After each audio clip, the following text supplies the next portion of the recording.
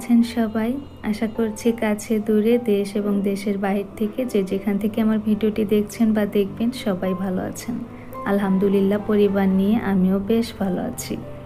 আজকে নতুন আরও একটি দিনে নতুন আরও একটি লাইফস্টাইল ব্লগ দেখার জন্য সবাইকে ইশরাস মম চ্যানেলে আরও একবার স্বাগত জানাচ্ছি। আশা করছি আজকের এই ভিডিওটা আপনারা শেষ পর্যন্ত সাথে থাকলে আপনাদের কাছে ভালো লাগবে।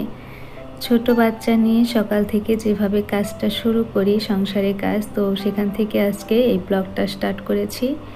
সকালে ঘুম থেকে উঠে শুধু ফ্রেশ হয়ে নিয়েছি, তারপর যে কাজটা প্রথমে করছি, ফিল্টারে দেখলাম পানি একদমই শেষ, তো ফিল্টার আগে পানি দিয়ে নিলাম। নিয়ে এখন আমি সকালে একটা পানীয় খাই, তো ওইটাই রেডি করে নিচ্ছি, নিয়ে তারপর বাকি কাজগুলো করে নিব। আমার সকালটা কিন্তু এক এক দিন এক এক রকম করে শুরু হয়। আসলে ছোট বেবি থাকলে আমার মনে হয় এরকমই হয়, প্রতিদিন একই রকম করে সকাল কখনোই শুরু করতে পারি না। আমি ঘুম থেকে উঠেছি একদম 5:30টার দিকে, আর বাবু আমার সাথেই উঠে পড়ে, তো ওকে আমি খাওয়াইয়ে তারপরে আবার ঘুমায় তারপরে কাজে নেমেছি। আর ও দেখা যায় 9টার মধ্যে আরও একবার উঠে পড়ে, আর 9টার সময় যখন ঘুমায় তখন 1 ঘন্টা ঘুমায়। এখন মোটামুটি দেখা যায় একটা রুটিনের মধ্যে চলে আসছি। এখন বুঝতে পারি যে ও কখন ঘুমায় আর কখন ওঠে, তো ওইটা মেনটেন করেই আমি সংসারের কাজগুলো করে থাকি। তারপরেও কিন্তু ছোট বাচ্চা নিয়ে কাজ করা একটু কঠিন। আমি খালি পেটে যে পানীয়টা খাই, তো এটা রেডি করে তারপর আমি দুপুরে রান্নার জন্য এখানে ফ্রিজ থেকে মাংস বের করে নিলাম। মাংস বলতে মুরগির মাংস বের করেছি, আজকে এটাই রান্না করব। আর আজকে দিনটা ছিল শুক্রবার, তো এখানে আমি প্রথমে যে মাংসটা বের করেছি এটা ভুল করে এটাই বের করেছিলাম। এটা মেয়ের জন্য আলাদা করে রোস্টের জন্য রেখে দিয়েছি, তো পরে আবার ওইটা রেখে আবার আর একটা বাটি ভিজিয়ে নিয়েছিলাম। এখন মাসের বাজার তো করা হয়ে গেছে, তো যেগুলো রিফিল করার তো সেইগুলো আজকে আমি সকালে রিফিল করে নিচ্ছি। এখানে দেখলাম যে বেসিংয়ে যে হ্যান্ড ওয়াশটা ওইটা শেষ হওয়া যাওয়াতে ওর বাবা আমার রান্নাঘরের যে হ্যান্ড ওয়াশ ওইটা নিয়ে আসছে এখানে। তো ভাবলাম যে এখনই সব কিছু একেবারে রিফিল করে নেই। আর বাবু যতটুকু সময় ঘুমায় ততটুকু সময় আমি রিল্যাক্সে কাজ করতে পারি।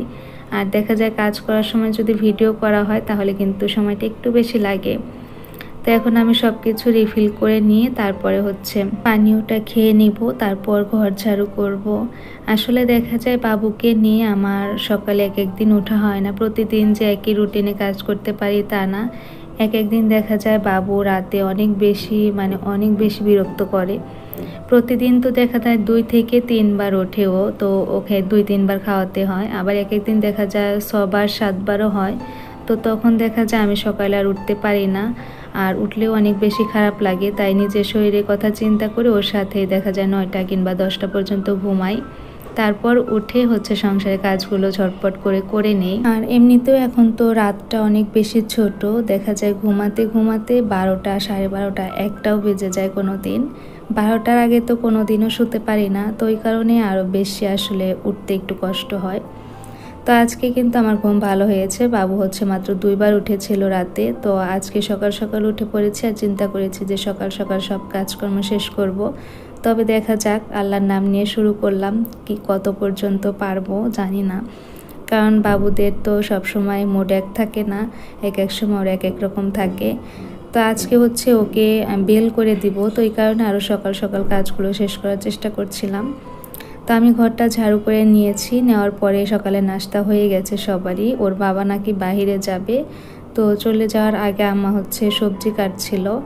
আর মেয়ে আমি বেল করতে যাব বাবুকে, তো ও বলছিল ও যাবে, এই কারণে ওকে আবার সবজি কাটা বাদ দিয়ে ভাত খাইয়ে দিচ্ছে।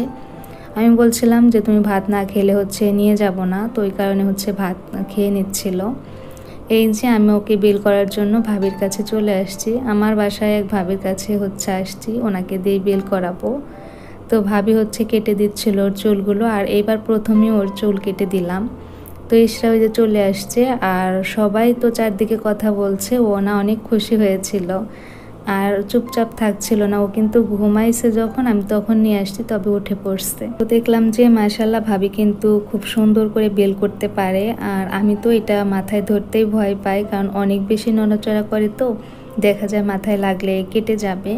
তো ওই কারণে আর দেওয়ার সাহস পাইনি। তারপরে আমি বাসায় চলে আসছি। এসে অনেকটা সময় পার করেছি। তারপরে এই যে একটা দুর্ঘটনার হাত থেকে আজকে আমরা বেঁচে গেছি বলতে পারেন। এখানে রান্নাঘরে ওর দাদি হচ্ছে সবজিটা বসাবে, তো এই কারণে আমি আরিশকে কোলে নিয়ে এখানে দাঁড়িয়ে আছি, তো রান্না দেখছিলাম। তো ওই মুহূর্তে এত জোরে একটা শব্দ হয়েছে, তো ভাবছিলাম কি হলো, মানে খুঁজে পাচ্ছি না।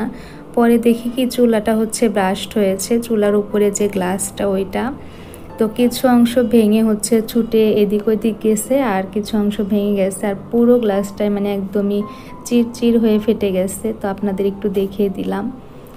তারপরে আজকে ওই যে বলছিলাম না যে বাবুকে নিয়ে তো বলতে পারি না যে আসলে কিভাবে কি কাজ করব। তো আজকে বাবু বেল করে নিয়ে আসার পর এত বেশি মানে বিরক্ত করেছে। তো এখন আমি যে ঘর মুছছি, এখন মনে হয় 3টার বেশি বাজে, তখন হচ্ছে আমি ঘরটা মুছে নিচ্ছি। এখানে কাপড় ধোয়া হয়েছিল, তো ওইগুলো হচ্ছে বাইরে আগে রেখে আসলাম, তাহলে আর মনে থাকবে না। ওই কারণে বাইরে রাখলাম যে ঘরটা মুছে ওগুলো হচ্ছে শুকাতে দিয়ে দিব। আর ঘর মোছার পরে তারপর আমরা খেয়ে নিয়েছি দুপুরে। আর দুপুরে খাওয়ার পর ক্যামেরাটা অন করি নাই, দুপুরে শুধু সবজিটাই রান্না হয়েছিল, আর আমি যে মুরগি ভিজিয়েছিলাম ওটা রান্না করতে পারি নাই। তো এখন হচ্ছে রান্না করার জন্য রান্নাঘরে আসছি। তো আমি কিন্তু অলরেডি মুরগি মাংসটা রান্না করে তারপর ক্যামেরাটা অন করেছি। মেয়ে বলছিল ও কিছু খাবে, তো এই কারণে ফ্রিজ থেকে ওই যে ফ্রোজেন করা পিঠা ছিল ওইগুলোই নামিয়ে নিলাম। আর এখানে এই যে মুরগির মাংসটা ঝোল করে নিয়েছে একদম লাল লাল করে। আর মুরগির মাংস দেখা যায় অনেক বেশি ঝাল দিয়ে খেতে ভালো লাগে। আর সবজি দুপুরে যে রান্না হয়েছে ওইটা আছে, সাথে হচ্ছে আর একটা তরকারি ছিল ফ্রিজে, তো ওইটাও আছে, শুটকির তরকারি। তো এখানে কিছু পিঠা এখন ভেজে মেয়েকে দিয়ে দিব। তো এই মুহূর্তে এসে ভাইয়া এবং আপুদের কাছে প্রতিদিনের মতো ছোট্ট চাওয়াটা, আপনারা যদি এই টাইপের লাইফস্টাইল ব্লগগুলো দেখতে পছন্দ করেন, চাইলে কিন্তু আমার চ্যানেলটি সাবস্ক্রাইব করে এই বোনটির পাশে থাকতে পারেন। আর আমার ভিডিওগুলো যদি আপনারা রেগুলার দেখতে চান, অবশ্যই বেল বাটনের অল অপশন চিহ্নটি সিলেক্ট করে রাখবেন। এতে করে আমি যখনই নতুন ভিডিও আপলোড করব, সাথে সাথে আপনাদের ফোনে নোটিফিকেশন আকারে পৌঁছে যাবে, আর ইচ্ছে করলে আপনারা সেটা দেখে নিতে পারবেন। আর যারা অলরেডি কাজগুলো করে এই পর্যন্ত আমার পাশে আছেন, তাদেরকে জানাচ্ছি অসংখ্য ধন্যবাদ। এখন এই যে রাতের বেলা দেখছিলাম যে চুলাটা আরও বেশি বোঝা যাচ্ছে, তো যেগুলো হচ্ছে ভেঙে গেছে ওইগুলো রেখে দিছি যাতে করে ওর বাবা আসলে দেখতে পারে। ওর বাবা এখনও আসে নাই। আর মেয়ে হচ্ছে সন্ধ্যার পর পড়া শেষ করে হচ্ছে ল্যাপটপ নিয়ে বসেছে দেখার জন্য। তো আজকে তো শুক্রবার, খুব বেশি পড়াশোনা করে নাই, একদমই ফাঁকিবাজি, মানে 1 ঘন্টাও বসে নাই।